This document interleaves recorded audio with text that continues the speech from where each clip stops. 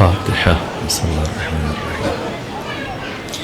الحمد لله رب العالمين الرحمن الرحيم مالك يوم الدين إياك نعبد وإياك نستعين اهدنا الصراط المستقيم صراط الذين أنعمت عليهم غير المغضوب عليهم ولا الضالين. أعوذ بالله من الشيطان الرجيم. بسم الله الرحمن الرحيم. الحمد لله رب العالمين بارئ الخلائق أجمعين. الحمد لأهله والصلاة على آلها والصلاة والسلام على سيد الأنبياء والمرسلين العبد المؤيد الرسولنا المسدد المصطفى الأمجد الحبيب الأحمد النبي الأمي المكي المدني السراج المنير الكوكب الدري صاحب الوقار والسكينة المدفون بأرض مدينة سيدنا ونبينا وشفيع ذنوبنا وطبيب قلوبنا وحبيب نفوسنا ومولانا أبي القاسم محمد المصطفى صلى الله وأهل بيته الأطيبين الأطهرين الأنجبين المعصومين المظلومين ولعنة الله على أعدائهم ومنكري فضائلهم وغاصبي حقوقهم من جوم عداوتهم إلى الآن ومن الآن إلى قيام يوم الدين. أما بعد فقد قال حق سبحانه وتعالى في القرآن بسم الله الرحمن الرحيم وما خلقت الجن والإنس إلا ليعبدون ما أريد منهم من رزق وما أريد أن يطعمون إن الله هو الرزاق ذو القوة المتين. صلوات دیجیے خاندان فاطمہ.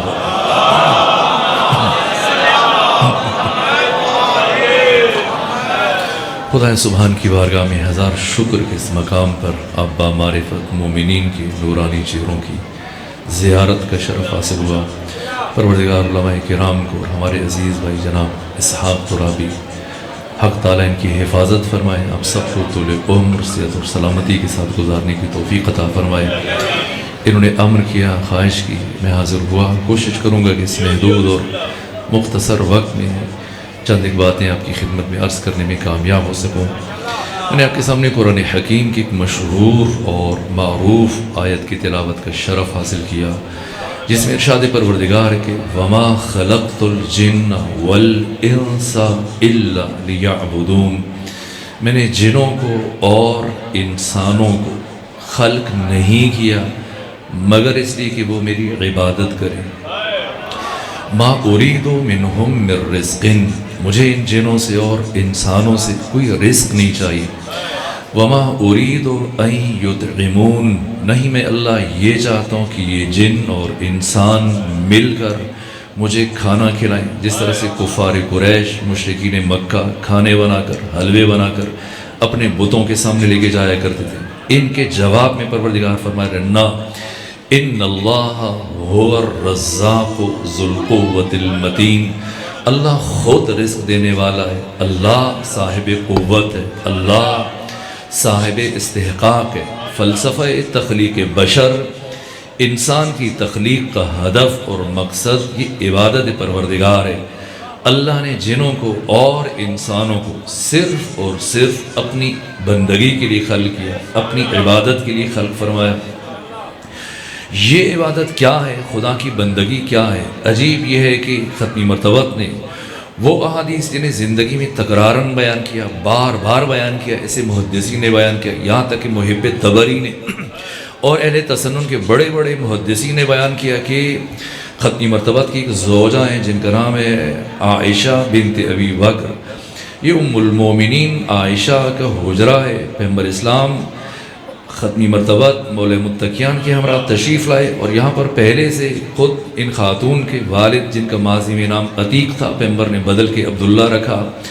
عبداللہ بن عثمان بن عامر فرزند ابو قحافہ المعروف ابی بکر، یہ بھی بیٹی کے پاس بیٹھے اور ایسے میں امیر المومنین ختمی مرتبت کے ہمراہ تشریف لائے، اور محب طبری نے دیگر محدثین نے لکھا جیسے علی ابن ابی طالب علیہ آلاف التحیت وسلام تشریف لائے تو اس خاتون کے والد ام المومنین عائشہ کے باپ عبداللہ بن عثمان بن عامر برابر علی کے چہرے کی طرف دیکھے جا رہے ہیں، یہاں تک کہ اتنا وقت گزر گیا کہ بیٹی نے محسوس کیا اور پھر بالآخر سوال کیا، بابا کیا بات ہے، کیا وجہ ہے، آپ میرے گھر میں آئے، آپ میرے مہمان ہیں، مجھے دیکھنے کے بجائے مجھ سے بات کرنے کے بجائے آپ علی ابن ابی طالب کے چہرے کی طرف دیکھ رہے ہیں۔ یہ سن کر باپ نے بیٹی کو جواب دیا جسے اہل سنت کے نامور محدثین نے، مورخین نے، سیرت نگاروں نے تحریر کیا، کہا اے بیٹی عائشہ، میں نے پیغمبر اسلام کی زبان سے سنا ہے کہ النظر الی وجہ علی ابن ابی طالب عبادہ،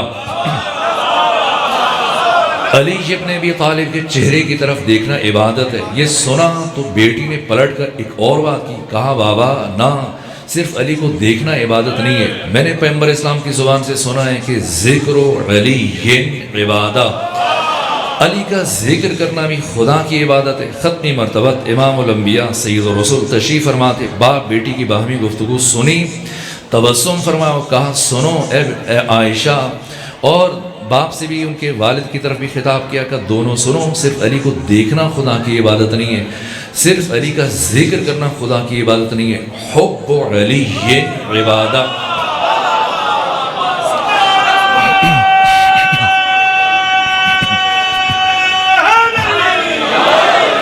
علی سے محبت کرنا یا علی سے محبت کرنا بھی خدا کی عبادت ہے۔ بس اس ایک بات کا، اس ایک سوال کا جواب تلاش کرنے کی کوشش کریں گے آج کی اس مجلس میں کہ آخر کیا ربط ہے ان دو باتوں میں کہ اللہ نے بشر کو، انسان کو، جن و انس کو اپنی بندگی کے لیے خلق کیا، اپنی عبادت کے لیے خلق کیا، اور ختمی مرتبہ جو عبادت کا تعارف فرما رہے ہیں وہ یہ فرماتے کہ علی کو دیکھو یہ خدا کی عبادت ہے، علی کا ذکر کرو یہ خدا کی عبادت ہے، علی سے محبت کرو یہ خدا کی عبادت ہے۔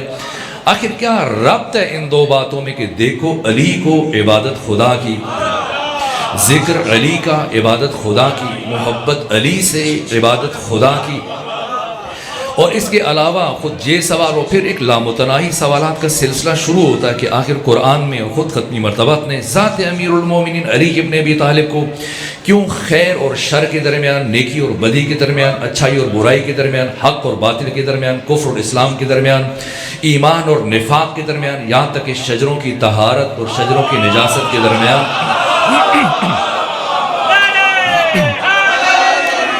حد فاصل قرار دیا ہے، معیار قرار دیا، یہاں تک کہ ختمی مرتبت نے بارہا فرمایا۔ اور پھر غدیر کے موقع پر وہاں سے پلٹتے ہوئے جب حارث بن نعمان فہری اس نے یہ اعتراض کیا جس کے اس کے مرنے پر جیسے ہی وہ گرا زمین پر تو مولا متقیان کو دیکھ کر یہ حدیث ارشاد فرمائی جسے علامہ امینی نے الغدیر میں نقل کیا کہ پیغمبر اسلام نے علی کے چہرے کی طرف جب حارث بن نعمان فہری زمین پر گرا تو ختمی مرتبت نے امیر المومنین کی طرف دیکھا اور یہ بیان فرمایا کہ یا علی لا یحبک الا طاہر الولادہ ولا یبغضک الا خبیث الولادہ، اے علی تجھ سے محبت صرف وہی رکھے گا جس کی ولادت میں طہارت ہوگی، اور اے علی تجھ سے نفرت صرف وہی رکھے گا جس کی ولادت میں نجاست ہوگی۔ آخر کیوں فرمایا امام شیشم نے کہ من وجد فی قلبہ محبتنا فل یشکر امہ، جو شخص اپنے دل میں ہماری محبت کو محسوس کرے اسے چاہیے کہ اپنی پاک تینت ماں کا شکریہ ادا کرے۔ ابو بصیر نے عرض کیا فرزند رسول اگر ماں مر چکی ہو، اس کا انتقال ہو چکا ہو تو کیا کرے؟ فرمایا اس کی قبر پہ چلا جائے، جا کے فاتحہ پڑھے اور کہے اے ماں میں تیرا ممنون احسان ہوں کہ تو نے میرے باپ کی امانت میں خیانت نہیں کی۔ آخر یہ علی کون ہے کہ جس ذات کو حق تعالی نے شجروں کی طہارت، شجروں کی نجاست کے درمیان حد فاصل قرار دیا؟ یہ غیر معمولی بات ہے، یہ بہت بڑی بات ہے۔ جابر بن عبداللہ انصاری سے اہل تسنن کے نامور محدثین نے اس روایت کو نقل کیا کہ کربلا کے پہلے زائر حدیث قصہ کے راوی جابر بن عبداللہ انصاری کی جلیل القدر صحابی یہ بیان فرماتے کہ فتح خیبر کے بعد ختمی مرتبت کی رحلت تک ان 4 سالوں میں ہم نے بارہا ختمی مرتبت کی زبان سے یہ حدیث سنی کہ پیغمبر اکرام اسلام اکثر اپنے صحابہ کرام سے فرمایا کرتے تھے میرے صحابہ اپنے چھوٹے بچوں کو اٹھا کر ایسی شاہراہ میں چلے جاؤ، ایسی گلی میں چلے جاؤ، ایسے دوراہے میں، ایسے چوراہے میں جا کر کھڑے ہو جایا کرو جہاں سے سامنے سے علی ابن ابی طالب کا گزر ہونا ہو، اور جب علی ابن ابی طالب قریب آ جائیں تو اپنے بچے کو علی کی طرف اشارہ کر کے سوال کرو اتحب ھذا الفتى اتحب ھذا الفتى، کیا تمہیں اس جوان سے محبت ہے؟ اگر بچہ کہے ہاں ہے تو گھر جا کر اللہ کا شکر ادا کرو، اور اگر بچہ کہے کہ نہیں ہے تو گھر چل کر اس بچے کی ماں کو طلاق دے دو تاکہ تمہاری بعد کی آنے والی نسل سالم رہ سکے۔ آخر یہ علی کون ہے؟ علی کی عزت کا راز کیا ہے؟ علی کے شرف کا راز کیا ہے؟ علی کے تمام تر فضائل کی اساس بنیاد کیا ہے؟ اور اس کے علاوہ ایک لامتناہی سوالات کا سلسلہ، کتنی ہی فضیلتیں کہ انسان حیران ہو جاتا ہے، سرگردان پریشان ہو جاتا ہے، کیا کرے؟ خود انسان سوچتا ہے، جب انسان فکر کرتا ہے، تدبر کرتا ہے، تعقل کرتا ہے، تفکر کرتا ہے، جیسے کہ اہل تسنن کے نامور محدثین نے صاحب جناب سلیمان قندوزی حنفی نے جنابی المودہ میں اس حدیث کو بیان کیا کہ حق تعالیٰ نے پہلے ان 14 کے نور کو خلق کیا اور پھر ان کی تخلیق کے 14,000 نوری سال گزرنے کے بعد پھر ملائکہ کو خلق کیا، اور نوری سال کی رفتار جو آئنسٹائن نے اس مادی دنیا میں بیان کی کہ انسان ایک سیکنڈ میں چشم زدن میں پلک جھپکنے میں 3 لاکھ کلومیٹر کا سفر طے کر سکتا ہے۔ کیا مطلب؟ یعنی آپ جھن کے اس دیہات سے اٹھیں، پوری دنیا کا چکر لگا کے یہاں آئیں، پھر دوبارہ جائیں، لوٹ کے آئیں، سوارہ جائیں، عود کریں، چوتھی مرتبہ جائیں، پلٹ کے آئیں، 7 چکر لگائیں، کتنی دیر میں؟ ایک سیکنڈ میں۔ یہ نور کی رفتار ہے۔ اور پھر ان 14 کے انوار کی تخلیق کے 14,000 سال گزرنے کے بعد ملائکہ کو خلق کیا، اور پھر سلیمان قندوزی حنفی نے جنابی المودہ میں دیگر محدثین نے تحریر کیا کہ ملائکہ کی تخلیق کے 14,000 نوری سال گزرنے کے بعد اللہ نے آدم کو خلق کیا، اور جناب آدم کی تخلیق کو مولا متقیان کے پہلے خطبہ میں سید رضی نے نہج البلاغہ میں بیان کیا کہ کس طرح سے کائنات کے کن کن مقامات سے اللہ نے مٹی کو اکٹھا کیا ہے، پھر اس کو مختلف مراحل سے گزارا، نتھارا، پھر ان کا پتلہ تیار ہوا، اور جناب آدم کا پتلہ تیار ہونے کے بعد جب روح پھونکی گئی، پروردگار نے بلا استثناء تمام ملائکہ سے حکم جاری فرمایا سب کے سب آدم کو سجدہ کرو۔ یہ مقام فکر ہے، یہ سوال ہے کہ آدم جو ابھی خلق ہوئے، ابھی تک آدم نے نماز شروع نہیں کی ہے، ابھی بندگی شروع نہیں کی ہے، ابھی عبادت شروع نہیں کی ہے۔ ملائکہ جو مسلسل 14,000 نوری سال سے خدا کی بندگی کر رہے ہیں، بولے متقیان نے اسی خطبہ میں فرمایا جس فرشتے کو پروردگار نے حالت قیام میں خلق کیا ہے، ہزاروں نوری سال گزرنے کے باوجود ابھی تک حالت قیام میں خدا کی تسبیح کر رہے، تمجید کر رہے، تحلیل کر رہے، ذکر خدا میں مصروف ہے۔ جسے رکوع میں خلق کیا وہ رکوع میں خدا کی تسبیح کر رہا ہے، جسے سجدے میں خلق کیا وہ خدا کی بندگی میں مصروف ہے، اپنی تخلیق سے لے کر اس مرحلے تک، اور مسلسل ہزاروں سال جو خدا کی عبادت کر چکے اور ابھی بھی مشغول عبادت ہیں۔ پروردگار اپنی عبادت چھڑوا کر سب کو حکم دے رہا ہے کہ آدم کو سجدہ کرو، در حالی کہ آدم ابھی جناب آدم میں روح پھونکی گئی ہے، ابھی آپ نے بندگی کا آغاز نہیں کیا، ابھی عبادت کا آغاز نہیں کیا۔ یہ مقام فکر ہے۔ اللہ کو اصولاً آدم سے کہنا چاہیے تھا کہ تم فرشتوں کو سجدہ کرو جو 14,000 سالوں سے خدا کی عبادت کر رہے ہیں، لیکن نہ، بالعکس پروردگار نے آدم سے نہیں کہا کہ تم فرشتوں کو سجدہ کرو، فرشتوں سے فرمایا سب کے سب آدم کو سجدہ کرو۔ آخر راز و رمز کیا ہے؟ آخر اس کی وجہ کیا ہے؟ کیوں خدا نے فرشتوں کو سجدے کا حکم دیا؟ کیوں خدا نے آدم کو سجدے کا حکم نہیں دیا؟ اگر کوئی اس کا جواب جاننا چاہتا ہے، آپ میں سے جو احباب تشریف لے جا چکے ہیں نجف اشرف، پروردگار انہیں دوبارہ توفیق دے، جائیں نجف جو نہیں جا چکے، پروردگار انہیں توفیق دے، جائیں نجف اشرف، حرم امیر المومنین میں جا کر جیسی آپ عبور کرتے ہوئے حضرت کی زری کے قریب پہنچے، گنبد کے نیچے زری کے بالائی سمت سر اٹھا کر دیکھیے گا کیا تحریر ہے۔ یہ داتا دربار نہیں ہے یا کسی پاکستان کی کسی اور کی پیر وغیرہ کا دربار نہیں کہ جس کا جو چیز آئے لکھ کے چلا جائے۔ سامرہ، کاظمین، خراسان میں، نجف میں، کربلا میں جو بھی تحریر ہوتی ہے حرم کے اندر، زری کے اندر، آس پاس گنبد کے نیچے، علماء، فقہاء، مجتہدین کے زیر سرپرستی ایک ایک لفظ پوری دقت ذمہ داری سے درج کیا جاتا ہے۔ اس پر مکمل کتابیں مدون کی گئی ہیں۔ حرم کے اندر کی عبارات، آپ نجف جائیے، آپ سامرہ جائیے، آپ خراسان جائیے، مشہد جائیے، کتاب کا مطالبہ کریں، وہاں سے آپ کو کتاب ملے گی۔ ایک ایک لفظ پوری علمی تحقیقی ذمہ داری کے ساتھ درج کیا جاتا ہے. آخر راز سجدہ کیا ہے, فلسفہ سجدہ کیا ہے, کیوں اللہ نے آدم کو حکم نہیں دیا کہ تم فرشتوں کو سجدہ کرو, فرشتوں کو حکم دیا اور کسی ایک کو بھی مستثنا قرار نہیں دیا کہ جبرائیل سید الملائکہ ان کو چھوٹ ہے, نہ سب کے سب آدم کو سجدہ کرو. راز سجدہ کیا ہے, فلسفہ سجدہ کیا ہے؟ جب بھی نجف جائیں جا کر پڑھیے گا, دیکھیے گا زری کے اندر جیسی آپ گنبد کے نیچے پہنچیں گے, زری کی بالائی سمت سر اٹھا کر دیکھیے گا کیا تحریر ہے. لو لم یکن فی صلب آدم نورہ لما قیل قدما للملائکۃ اسجدوا, اگر اللہ نے آدم کے صلب میں علی ابن ابی طالب کے نور کو نہ رکھا ہوتا, کبھی فرشتوں کو یہ حکم نہ دیتا کہ تم آدم کو سجدہ کرو. یہ فلسفہ سجدہ کیا ہے, راز سجدہ کیا ہے, اب سمجھنا پڑے گا. اب سوالات میں مسلسل اضافہ ہوتا چلا جا رہا ہے کہ بالآخر یہ علی کون ہے کہ جن کے نور کو ودیت کرنے کے بعد پروردگار فرشتوں کو سب کو مجموعاً حکم جاری فرما رہے کہ آدم کو سجدہ کرو. اور پھر آخر کیا وجہ ہے؟ یہ قرآن مجید ہے. جناب عیسیٰ ان کی والدہ معظمہ بطول ہیں, قدیسہ ہیں, معصومہ ہیں. جناب مریم سالہ سال بیت المقدس میں رہی ہیں, لیکن جیسی جناب عیسیٰ کی ولادت کا مرحلہ آیا پروردگار نے حکم جاری فرمایا کہ یہاں سے آپ باہر تشریف لے کے چلے جائیے. اور یہ قرآن مجید ہے, سورہ مبارکہ آل عمران. وَكَفَّلَهَا زکریا, جناب زکریا نے کفالت کی ہے مریم کی جو ان کے خالو تھے. کُلَّمَا دَخَلَ عَلَيْهَا زکریا الْمِحْرَابَ وَجَدَ عِندَهَا رِزْقًا, جب بھی جناب زکریا آتے مریم کے پاس محراب عبادت میں دائیں بائیں دیکھتے کہ رزق ہے, جنت کی نعمتیں.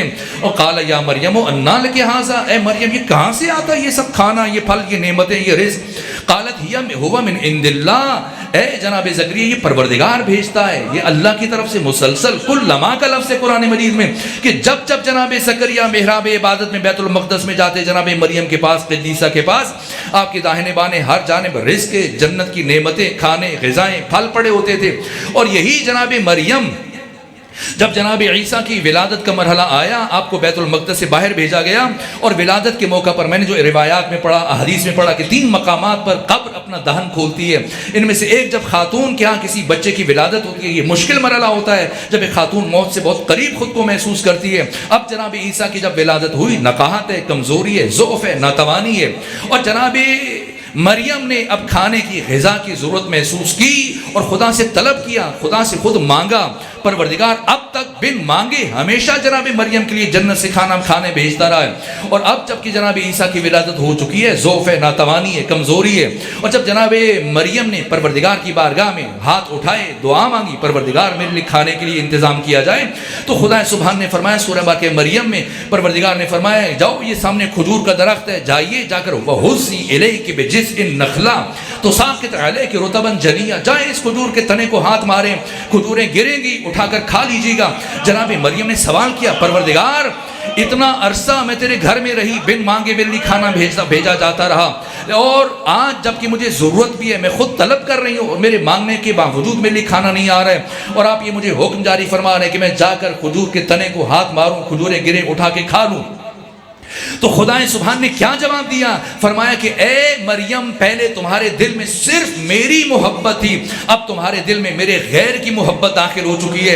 اب مقام فکر ہے, اسے بڑے بڑے علماء نے لکھا ہے, یہاں تک کہ شاہ ولی اللہ محدث دہلوی جن کی وفات 1162 ہجری میں ہوئی ہے, وہ شخصیت کے بر صغیر, پاک و ہند, بنگلہ دیش, پاکستان, ہندوستان میں جتنی بھی سنیت ہے اس کی بنیاد رکھنے والے شاہ ولی اللہ محدث دہلوی ازالۃ الخفا میں یہ جملے تحریر کیے کہ وقت تواترت الاخبار, تمام روایات اور اخبار کا اجماع اس بات پر ان علی ولد فی جوف الکعبہ, وجود مبارک علی ابن ابی طالب کی ولادت خانہ کعبہ کے وسط میں ہوئی ہے. 13 رجب کو 3 دن جناب سیدہ نے, جناب فاطمہ بنت اسد سلام اللہ علیہا نے خانہ کعبہ کے اندر قیام کیا. 16 رجب کو 3 دن گزارنے کے بعد جب باہر آئی ہیں ڈاکٹر عباس محمود عقاد, مصر کے ماہناز اہل سنت عالم ہیں, یہاں پر جو جملے لکھے توالت کے خوف سے اب میں بیان نہیں کر رہا ورنہ معارف کا ایک بحر ذخار ہے, انہوں نے تحریر کیا. اور پھر از جملہ سب اہل سنت کے بڑے نامور محدثین نے لکھا, سیرت نگاروں نے, مورخین نے لکھا, پہ ہم مسلسل جناب فاطمہ بنت اسد 3 دن خانہ کعبہ کے اندر رہی.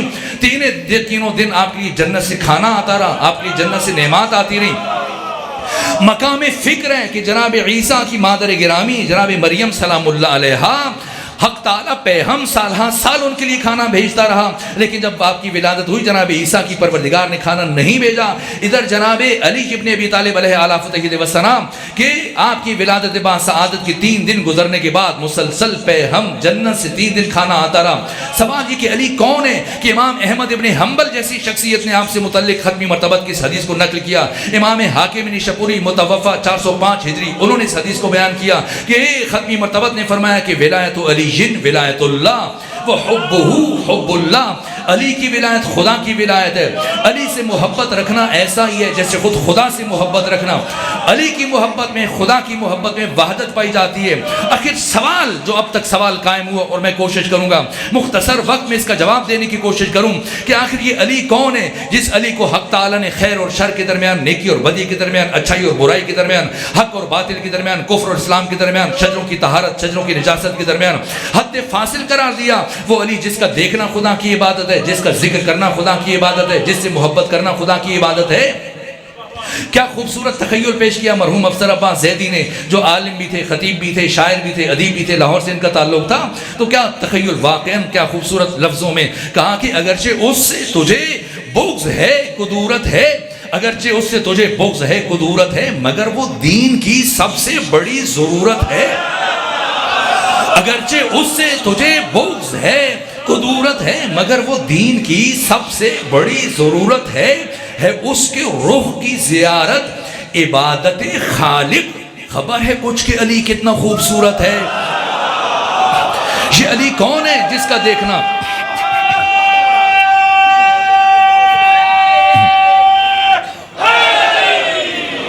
سوال یہ کہ یہ علی کون ہے کہ جن کا دیکھنا خدا کی عبادت ہے، جن کا ذکر خدا کی عبادت ہے، جن سے محبت رکھنا خدا کی عبادت ہے۔ اس کے جواب میں استاد حق شہید مرتضیٰ مطہری نے مستقل کتاب لکھی۔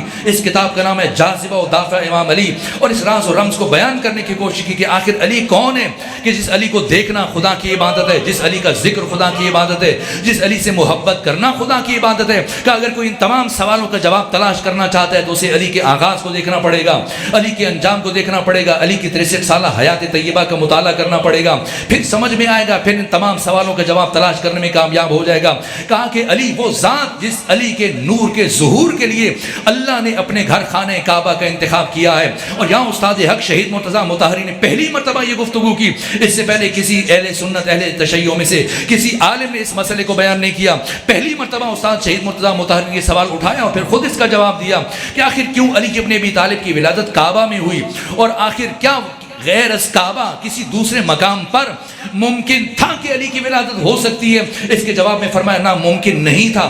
پھر کہا کہ کیوں پیغمبر اسلام کی ولادت کعبہ میں نہیں ہوئی؟ درحالی کہ ابو جعفر یعقوب کلینی نے اصول کافی کی دوسری جلد میں دورہ متقیان سے یہ حدیث نقل کی ہے کہ انا عبد من عبید محمد، میں محمد کے غلاموں میں سے غلام ہوں۔ تو ختمی مرتبت سید الانبیاء پیغمبر گرامی اسلام کی ولادت کعبہ میں نہیں ہوئی، علی کی ولادت کعبہ میں کیوں ہوئی؟ کسی اور نبی کی ولادت خانہ کعبہ میں نہیں ہوئی، پیغمبر کی ولادت خانہ کعبہ میں نہیں ہوئی، اس کی کیا وجہ ہے؟ تو استاد شہید مرتضیٰ مطہری فرماتے ہیں اس لیے کہ وجود مبارک کی ختمی مرتبت وما ارسلناک الا رحمت للعالمین کی مصداق ہے۔ ختمی مرتبت نے 9 سالوں میں مدنی زندگی میں جو آخری 9 سال گزارے، اس میں آپ نے 83 جنگوں میں سے 27 غزوات میں بنفس نفیس شرکت فرمائی۔ اور ایسا نہیں کہ پیچھے بیٹھ کے صحابہ سے فرماتے تھے ایسے جنگ کرنا، ایسے لڑائی کرنا، نہ، خود سب سے اول، سب سے آگے، سب سے پہلے خود جنگ میں شریک ہوتے تھے، صحابہ کرام کو ہدایات جاری فرماتے تھے۔ نہج البلاغہ میں امیر المومنین فرماتے ہیں کہ جب میدان جنگ میں گھمسان کا رن پڑتا تھا اور صحابہ کرام کے قدم اکھڑ جاتے تھے اور وہ گھبرا جاتے تھے، پریشان ہو جاتے تھے، تو آگے بڑھ کر پیغمبر کے دامن میں پناہ لیتے تھے۔ ختمی مرتبہ تاریخ بشر کے شجاع ترین انسان، جتنے بڑے شجاع علی اتنے بڑے شجاع نبی۔ تو جب نبی کائنات کے انسانی کے شجاع ترین انسان ہے، آپ کے ہاتھ میں تلوار بھی ہے اور سب سے اول، سب سے آگے، سب سے پہلے کھڑے ہوتے ہیں، تو کتنے کافر مارے؟ اب میں پوری طالب علمانہ ذمہ داری کے عرض کر رہا ہوں، علماء کرام دائنے بائنے تشریف فرمائے، ان سے رہنمائی لیجیے، خود تتبع و تفوز کیجیے، ڈیجیٹل بٹیرہ آپ کی جیبوں میں سرچ کیجیے کہ کتنے کافر مارے ختمی مرتبت نے۔ 27 غزوات میں پیغمبر نے ایک کافر کو قتل نہیں کیا، قتل کرنا بجائے خود کسی ایک کافر کو زخمی بھی نہیں کیا۔ کیوں؟ اس لیے کہ ختمی مرتبت رحمت للعالمین ہے۔ حق تعالی نے آپ کو اپنے جمال کا مظہر قرار دیا، اب سمجھنا ہے۔ اور شہید مرتضیٰ مطہری فرماتے ہیں علی کو اللہ نے اپنے جلال کا مظہر قرار دیا۔ علی پیغمبر گرامی اسلام جمال خدا، علی ابن ابی طالب جلال خدا، حق تعالیٰ کے جلال کا مظہر تام. اور کیوں علی کی ولادت خانہ کعبہ میں ہوئی؟ کہا اس لیے کہ اس پوری کائنات میں سوائے اللہ کے گھر خانہ کعبہ کے کوئی بھی دوسرا مقام اللہ کے جلال کے ظہور کی تجلی کو تحمل کرنے کی صلاحیت نہیں رکھتا تھا. اور علی کی شہادت مسجد میں ہوئی ہے. مسجد کوفہ میں شہید مطہری بیان فرماتے ہیں جاذبہ و دافعہ میں، کہا کیا ممکن تھا کہ مسجد میں اللہ کے گھر کے علاوہ کہیں اور علی کی شہادت ہو سکتی؟ فرمایا ممکن نہیں تھا. کہ کیوں ممکن نہیں تھا؟ کہ اس لیے کہ علی اللہ کا جلال ہے، اور اللہ کے جلال کے شہادت کی بار گراں کو سوائے اللہ کے گھر مسجد کے کوئی بھی دوسرا مقام تحمل کرنے کی صلاحیت نہیں رکھتا تھا. علی جب دنیا میں آئے اللہ کے گھر میں، علی جب دنیا سے رخصت ہوئے اللہ کے گھر سے، اور علی جب دنیا میں آئے پہلا کام اللہ کا سجدہ کیا، اور علی جب دنیا سے رخصت ہو رہے تھے آخری کام اللہ کا سجدہ کیا. اور علی نے ان دو گھروں کے درمیان، ان دو سجدوں کے درمیان 63 سال گزارے. یہ علی کی زندگی کا کمال ہے. اس لیے ضربت لگتے ہی علی کی زبان سے یہ ذکر جاری ہوا کہ فزت ورب الکعبہ. کیوں علی نے فزت ورب الکعبہ کہا ہے؟ اپنی 63 سالہ حیات طیبہ پر نگاہ ڈالیے. یہ علی کی زندگی کا کمال ہے. اسی لیے علی کو دیکھنا خدا کی عبادت ہے، اسی لیے علی کا ذکر خدا کی عبادت ہے، اسی لیے علی سے محبت کرنا خدا کی عبادت ہے. کہ شہید مرتضیٰ مطہری فرماتے ہیں آئے اللہ کے گھر میں، رخصت ہوئے اللہ کے گھر سے، جب آئے تو سجدہ کیا، جب رخصت ہوئے تو سجدہ کیا. دو گھروں کے درمیان، دو سجدوں کے درمیان علی نے 63 سال گزارے. اور علی کی زندگی کا کمال یہ کہ ان 63 سالوں کے کسی ایک لمحے کے کروڑویں حصے میں بھی علی نے کسی بشر کو اپنی طرف متوجہ نہیں ہونے دیا، ہمیشہ خدا کی طرف بلایا، ہمیشہ خدا کی طرف بلایا. یہ علی کا کمال ہے. امام اہل سنت ابن ابی الحدید معتزلی جن کی وفات 656 ہجری میں ہوئی ہے، 20 جلدوں پر مشتمل نہج البلاغہ کی شرح تحریر کی ہے، اور اس شرح کی پہلی جلد میں یہ واقعہ تحریر کیا کہ اس کائنات میں فضیلتوں کے میدان ہیں، کمالات کے میدان ہیں، جیسے علم ہے، جیسے شجاعت ہے، جیسے سخاوت ہے، جیسے صبر ہے، جیسے استقامت ہے، اور بہت ساری صفات ہیں. کہ ان تمام میدانوں میں علی سب سے اول، علی سب سے پہلے، علی سب سے آگے. کہا لیکن ایسا نہیں ہے کہ یہ میدان خالی ہوں اور صرف علی نظر آئے، نہ، اور بھی سخی ہیں. علی سب سے بڑے سخی، لیکن میدان سخاوت خالی نہیں ہے. آپ کو اور بھی سخی نظر آئیں گے. علی کائنات کے سب سے بڑے شجاع، لیکن میدان شجاعت خالی نہیں ہے. اگرچہ علی کائنات کے سب سے بڑے شجاع ہیں، لیکن باقی لوگ بھی آپ کو نظر آ جائیں گے، اگرچہ ان کا علی سے تقابل ممکن نہیں ہے. اسی طرح سے باقی میادین، ان میں علی کے علاوہ اور بھی چہرے نظر آ جائیں گے، اگرچہ علی سب سے پہلے، سب سے اول، سب سے آگے. لیکن ایک میدان فضیلت، ایک میدان شرف، ایک میدان کمال وہ ہے جس کا یکتا و تنہا شاہ سوار صرف اور صرف علی ابن ابی طالب ہے. یہ ابن ابی الحدید معتزلی نے لکھا ہے شرح نہج البلاغہ کی پہلی جلد میں. کہا یہاں تک کہ کوئی نبی بھی اس میدان میں علی کی برابری نہیں کر سکتا. اور وہ کون سا میدان ہے؟ کہا وہ ہے میدان معرفت توحید پروردگار. کہ علی ابن ابی طالب اس درجہ فنا فی ذات توحید تھے، اس قدر ڈوبے ہوئے تھے عشق خدا میں، معرفت خدا میں، کہ ختمی مرتبہ آپ کو دیکھ کے فرمایا کرتے تھے علی ممسوس فی ذات اللہ. علی سر سے لے کے پاؤں تک عشق خدا میں، معرفت خدا میں ڈوبے ہوئے ہیں، معرفت خدا میں اس طرح سے مستغرق ہیں. یہ علی کا ابن ابی الحدید نے لکھا کہ یہاں تک کہ مولا متقیان علی ابن ابی طالب ہر روز جب اپنے گھر سے باہر نکلنے کا ارادہ کرتے، اور آپ کے محب عشاق چاہنے والے شاگرد اصحاب جو گھر کے باہر گلی میں صفے باندھے کھڑے ہوتے تھے علی کے انتظار میں کہ علی باہر آئیں اور ہمیں علی کے چہرے کی زیارت کا شرف حاصل ہو سکے. کہ جیسے ہی علی ابن ابی طالب کے گھر کا دروازہ کھلتا، علی کے قدم باہر گلی میں آتے، اور حاضرین میں سے جس کی نگاہ علی کے چہرے پر پڑتی، بے ساختہ اس کی زبان پر یہ جملے جاری ہو جاتے: اللہ اللہ ما اتقوا ھذا الرجل، اللہ اللہ ما اعلم ھذا الرجل، اللہ اللہ ما اشجع ھذا الرجل. اللہ اللہ کتنا بڑا متقی آ گیا، اللہ اللہ کتنا بڑا زاہد آ گیا، اللہ اللہ کتنا بڑا عارف آ گیا، اللہ اللہ کتنا بڑا عالم آ گیا، اللہ اللہ کتنا بڑا شجاع آ گیا. کہا وہ ذات جسے دیکھتے ہی لوگوں کی زبانوں پر نام خدا جاری ہو جائے، اس کائنات میں وجہ اللہ کہلانا اسی علی کو جچتا ہے.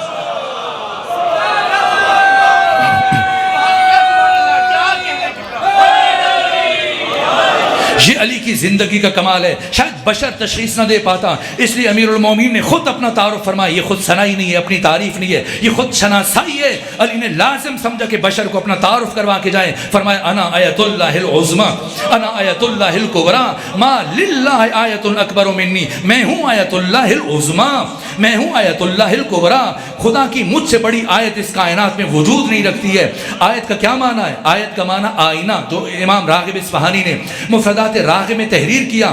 آیت یعنی آئینہ، یعنی علی فرما رہے میں ہوں آئینہ پروردگار۔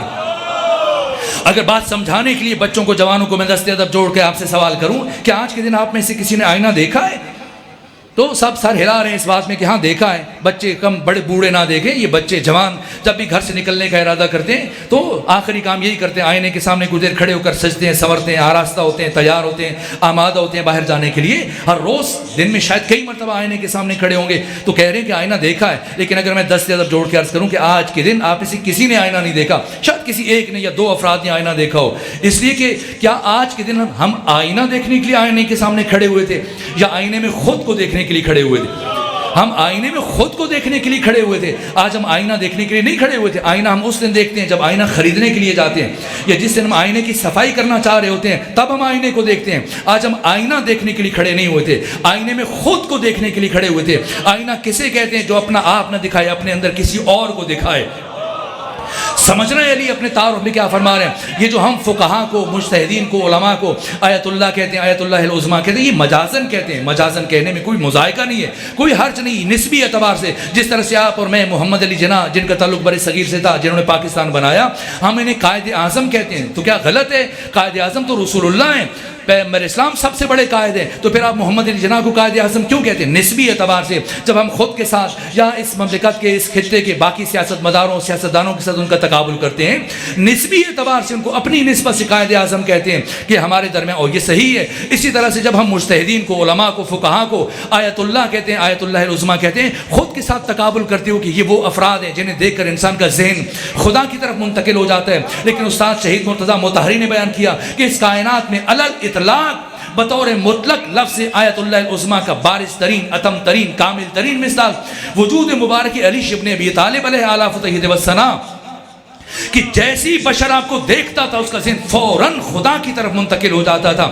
یہ علی کا تشخص ہے، علی کا پہچان ہے۔ بس میں گفتگو سمیٹ رہا ہوں، بات ختم کر رہا ہوں۔ یہ علی کی زندگی کا کمال ہے، اسے استاد نے بیان کرنے کی کوشش کی، کبھی موقع ملا میں تفصیل سے بیان کروں گا، لیکن اب بس آخری جملے عرض کر رہا ہوں۔ خود کو سمجھنا ہے، پہچاننا ہے، تاکہ سمجھ میں آ جائے علی کی شجاعت علی کی پہچان نہیں ہے، علی کی سخاوت علی کی پہچان نہیں ہے، علی کی دیگر صفات، فضائل، کمالات علی کی پہچان نہیں ہے۔ مبادا کوئی انسان گمراہ ہو جائے، مبادا کوئی انسان علی کے ان لامتناہی، لامحدود کلمات، کمالات کو دیکھ کر آپ کی ربوبیت کا قائل ہو جائے۔ اس لیے سمجھنا ہے۔ اس لیے استاد شہید مرتضیٰ مطہری نے اس سے متعلق پوری کتاب لکھی ہے کہ کون سی اینک لگا کر، کون سی دید سے، کس زاویہ دید سے، کس افق پر کھڑے ہو کر انسان علی کی جانب دیکھے تو علی کی زندگی کی الف بات سمجھنے میں کامیاب ہو سکتا ہے۔ یہ دید ہے، یہ اینک ہے، یہ افق ہے، یہ زاویہ دید ہے۔ یہ سمجھنا ہے، دنیا کو دیکھنا ہے، خود کو دیکھنا ہے، تاکہ پتہ چلے کہ علی کون ہے۔ خود کو سمجھنا ہے۔ ہم میں سے کسی فرد کو چھوٹی سی کامیابی مل جائے، چھوٹا سا کام کر لے تو بار بار خود کے دوسروں کے سامنے خود کو عیاں کرنے کی کوشش کرتا ہے۔ مسجد بنا لے، بارگاہ بنا لے، یتیم خانہ بنا لے، کوئی راستہ بنا دے، کوئی پنکھا لگا دے۔ میں نے یہاں تو نہیں دیکھا، شہروں میں، مختلف شہروں میں جانے کا موقع ملتا ہے تو مسجدوں میں، بارگاہوں میں پنکھے کے ساتھ کسی کا نیچے نام لکھا ہوا ہے، اے سی کے نیچے لگانے والے کا نام لکھا ہوا ہے، یہ فلاں نے لگایا، اس لیے کہ جب تک نام نہیں لکھا جائے گا خدا کو کیسے پتہ چلے گا یہ کس نے کیا؟ اس لیے نام لکھنا ضروری ہے۔ ہم لوگ تختیاں لگاتے ہیں اور یہ بچے جوان بیٹھے ہیں، اگر آپ دیکھیں یہ ہمارے سماجی رویے ہیں، یہ ہمارے معاشرتی رویے ہیں۔ آپ روزمرہ زندگی سے نکل کر اگر کھیل کے میدان میں چلے جائیں وہاں پہ بھی آپ کو یہ کیفیت نظر آئے گی۔ اگرچہ آپ کے پاکستان کا قومی کھیل ہاکی ہے، لیکن جو بہت شوق سے کھیلا جاتا ہے یہ کرکٹ۔ اگر میری طرح کوئی اناڑی ہے جس کو نہیں پتہ یہ کرکٹ کیا ہوتا ہے، تو ایک بڑے میدان میں 3 ڈنڈے وہ گاڑ دیے جاتے ہیں جنہیں وکٹ بولتے ہیں، اور ایک بلے باز ان کے سامنے کھڑے ہو جاتا ہے ایک ٹیم سے، اور دوسری ٹیم سے ایک کھلاڑی ہوتا ہے جس کے ہاتھ میں گیند ہوتی ہے، بالر، اور وہ آتا ہے بھاگتا ہوا نشانہ لے کر تاک سے بازو گھماتے ہوئے گیند پھینکتا ہے۔ کیوں پھینکتا ہے؟ تاکہ سامنے والا بلے باز چھکا لگائے، چوکا لگائے؟ نہیں، اس لیے تاکہ وہ جو 3 ڈنڈے پیچھے لگے ہوئے ہیں ان میں سے کوئی ایک کسی کو یہ گرانے میں کامیاب ہو جائے۔ اگر وہ ڈنڈا گر جائے، وکٹ گر جائے، یا کم سے کم یہ گیند اس کو چھو لے تو نتیجتاً وہ جو بلے باز ہے اس کو میدان سے نکلنا پڑ جائے گا, وہ آؤٹ ہو جائے گا.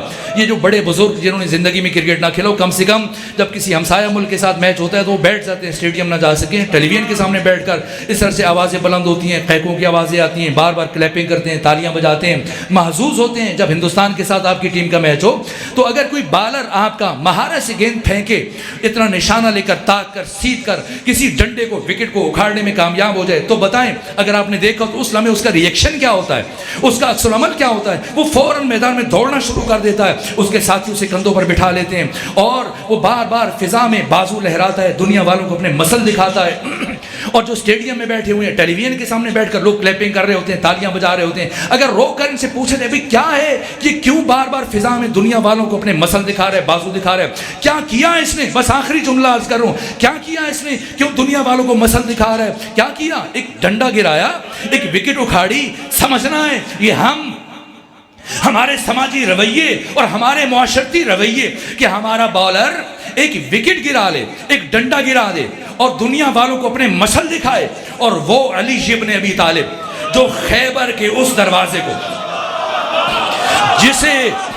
جسے 20 لوگ مل کر کھولتے تھے اور 20 لوگ مل کر بند کرتے تھے, ایک جنبش دست سے علی نے اٹھایا نہیں. اٹھانا اور بات ہے, پڑا ہوئی چیز اٹھانا اور بات ہے, اسے اکھاڑا, قلعے سے اکھاڑا. مقداد بن اسود وہ صحابی جن سے متعلق ختمی مرتبت فرماتے ہیں کہ میرے مقداد کی حیثیت میرے تمام صحابہ کے درمیان وہی ہے جو حروف تہجی کے درمیان الف کی ہوتی ہے. یہ مقداد روایت کرتے ہیں کہ علی نے جب در خیبر میں ہاتھ ڈالا اور اسے اکھاڑنا چاہا تو ایسا لگ رہا تھا کہ قلعہ خیبر میں زلزلہ آ رہا ہے اور یہودی کانپ رہے تھے, دوڑ رہے تھے, بھاگ رہے تھے. اور ایسی گرد اٹھی ہے جیسی حضرت نے ہاتھ ڈال کر در خیبر اکھاڑا, اور در خیبر اکھاڑ کے رکھا نہیں, اسے فضا میں اچھالا. وہ دروازہ جسے 20 لوگ مل کر کھولیں اور 20 لوگ مل کر بند کریں, علی ایک جنبش سے دست دے, اٹھائے نہیں, اکھاڑے, اور اکھاڑنے کے بعد فضا میں اچھال دے. مبادا کوئی انسان علی کے سامنے سجدہ ریز ہو جاتا, مبادا کوئی انسان علی کی ربوبیت کا اقرار کرنے لگ جاتا. بلا فاصلہ علی کی زبان سے یہ جملے جاری ہوئے, یہ دروازہ علی نے اپنی طاقت سے نہیں اکھاڑا, یہ تو اس کی دی ہوئی طاقت تھی.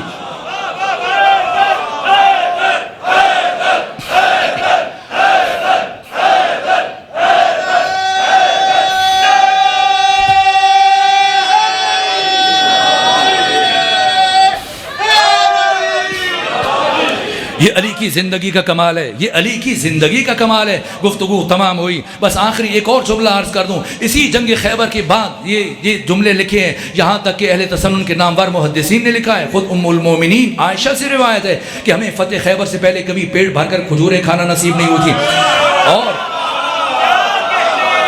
ابو العلا مودودی نے, جماعت اسلامی کے بانی ابو العلا مودودی نے تحریر کیا کہ اتنی ریل پیل تھی جنگ خیبر کی کامیابی کے بعد, جب مال غنیمت ہاتھ آیا مسلمانوں کے, اتنی ریل پیل تھی کہ مسلمانوں کے بچے مدینے کی گلیوں میں درہم و دینار, سونے چاندی کے سکوں سے کھیل رہے تھے. اور جس علی کی ضربت کے نتیجے میں مسلمانوں کو اتنی آسائش ملی ہے, اس علی کے گھر میں فتح خیبر کے دن بھی فاقہ چل رہا تھا. سمجھنا ہے علی کون ہے. بس آخری جملہ عرض کر رہا ہوں, یہاں تک کہ فتح خیبر کی کامیابی کے بعد جب یہ کاروان خیبر سے مدینے کی جانب چلا تو ختمی مرتبت نے مال غنیمت تقسیم کیا ہے. باقی صحابہ کو مختلف چیزیں مال غنیمت میں جیسے جیسے ان کا حصہ بنتا تھا پیغمبر اسلام نے عطا کی. اور ایک سونے کی تاروں سے بنی ہوئی قیمتی زرین چادر ختمی مرتبت نے مولا متقیان کو دی, جسے مرحب اوڑا کرتا تھا. پیغمبر اسلام نے مولا متقیان کو دی اور کہا کہ آپ کا حق ہے, یہ آپ کا حصہ ہے مال غنیمت میں سے. یہ اتنی دیدہ زیب تھی, اتنی خوبصورت تھی کہ صحابہ کرام بار بار مڑ مڑ کر اس چادر کی طرف دیکھ رہے تھے. ہر ایک کی خواہش تھی کاش یہ چادر مجھے مل جاتی.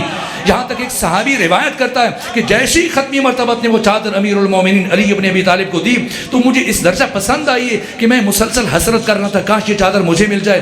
کہ اس لیے جب صحابہ کرام اپنے اپنے حصے کا مال غنیمت اٹھائے خیبر سے مدینے کی طرف چلے, ٹولیوں کی شکل میں خوشی خوشی جب چل پڑے تو میں کسی اور کے ہمراہ چلنے کے بجائے علی ابن ابی طالب کے ساتھ چلنا شروع ہوا. کیونکہ میں علی کا مزاج آشنا تھا, مجھے اندازہ تھا کہ علی کو سونے چاندی سے, دنیا کی چیزوں سے, درہم و دینار سے کوئی زیادہ تعلق نہیں ہے, تعلق خاطر نہیں ہے, شغف نہیں ہے. مجھے اندازہ تھا کہ علی اس چادر کو اپنے گھر نہیں لے کر جائیں گے, کسی کو دے دیں گے. ہو سکتا ہے کہ جب علی نے کسی کو دینی ہے, اگر میں کوشش کروں مبادا یہ چادر علی مجھے دے دیں.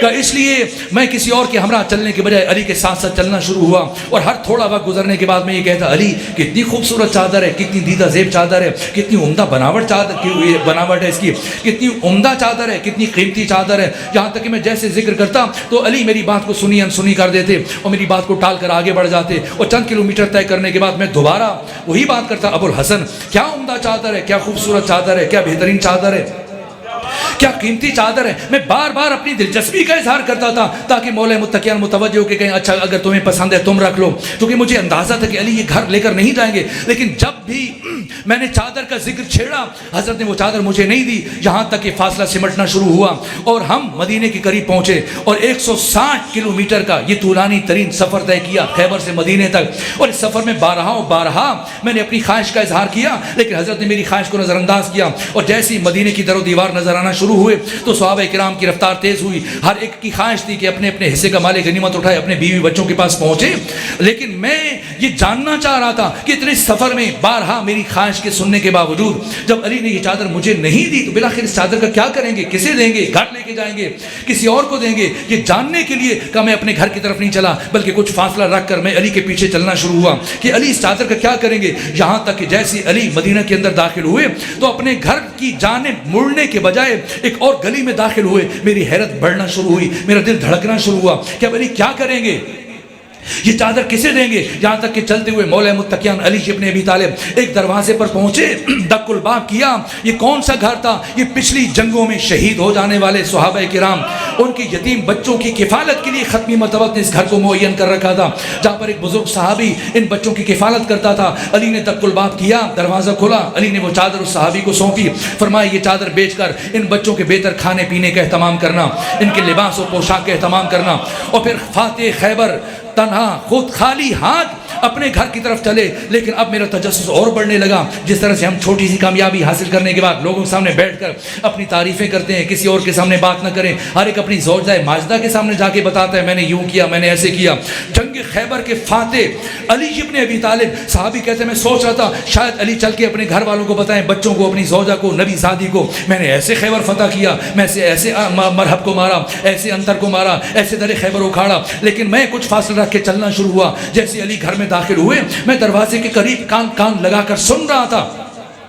جب علی نے گھر والوں کو سلام کیا, نبی زادی نے علی کے سلام کا جواب دیا اور اس کے بعد پوچھا اے ابو الحسن میں شور سن رہی ہوں مسلسل مدینے کی گلیوں میں, کسے فتح ملی, کسے شکست ہوئی, کون کامیاب ہوا, کون ہارا, کون جیتا. کہا اس کے جواب میں علی ابن ابی طالب سے صرف ایک جملہ جاری ہوا کہ اللہ کے حبیب کی بیٹی, اللہ کا وعدہ پورا ہوا ہے, آپ کے بابا سرخرو ہوئے, مسلمانوں کو کامیابی ملی. اور اس کے بعد جو علی نے سر سجدے میں رکھا تو میں بہت دیر تک کھڑے ہو کر سن رہا تھا. علی مسلسل پروردگار کا شکر ادا کر رہے تھے. یہ علی ہے, یہ علی کی زندگی کا راز و رمز ہے, یہ علی کی ابدیت کا راز ہے. علی کیوں سرمدی ہیں, علی کیوں لازوال ہیں, علی کیوں آفاقی ہیں, علی کیوں یونیورسل ہیں, علی کیوں ہمگیر ہیں. اس لیے شیخ سعدی نے کہا اس علی آموز اخلاص عمل سیکھنا ہے تو علی ابن ابی طالب سے سیکھو.